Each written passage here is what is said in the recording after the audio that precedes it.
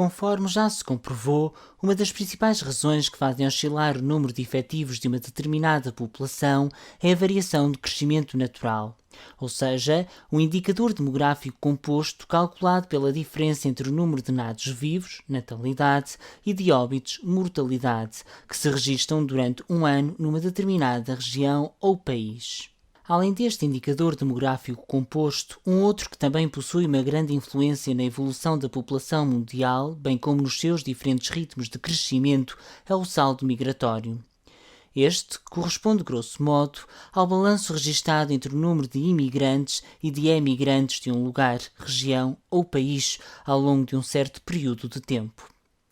Ora, considera-se imigrante qualquer indivíduo estrangeiro que decida entrar num outro país que não o seu de origem para aí fixar residência temporária ou até definitiva. Enquanto emigrante é um indivíduo que decide sair do seu país de origem para fixar residência temporária ou definitiva noutro. É assim desta dinâmica, registada entre os valores da imigração e da emigração, que o saldo migratório, à semelhança do crescimento natural, pode ser positivo se a imigração for superior à emigração, resultando assim num crescimento populacional. Pode ser também negativo se a imigração for inferior à emigração, originando uma diminuição da população. E nulo caso os valores da imigração sejam praticamente idênticos aos da emigração, gerando assim uma certa estabilidade da população.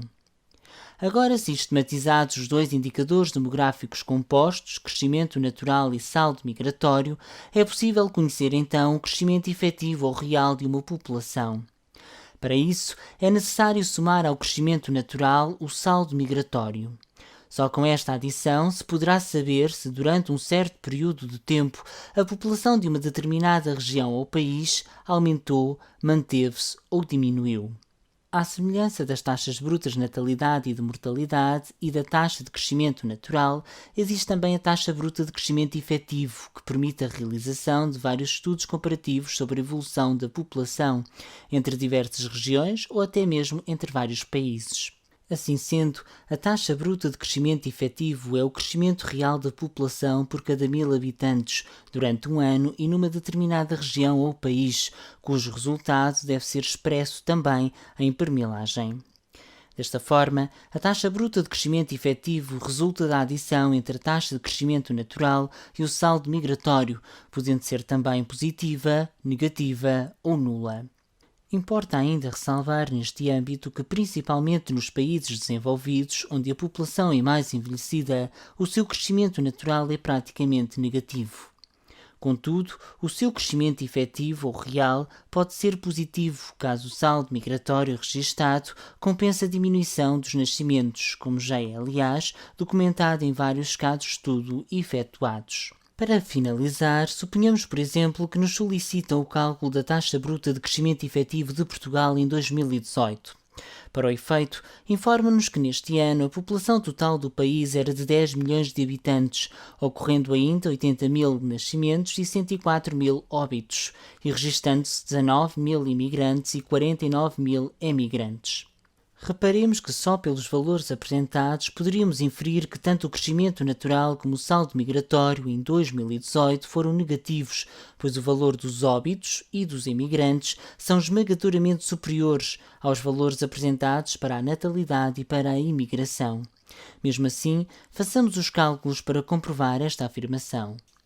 Ora, a taxa bruta de crescimento efetivo é equivalente à adição realizada entre o crescimento natural, diferença entre os valores da natalidade e da mortalidade, o que neste caso é um crescimento natural negativo de menos 24 mil indivíduos, e o saldo migratório, diferença entre os valores da imigração e da emigração, o que neste caso também é negativo, cujo valor é de menos 30 mil indivíduos.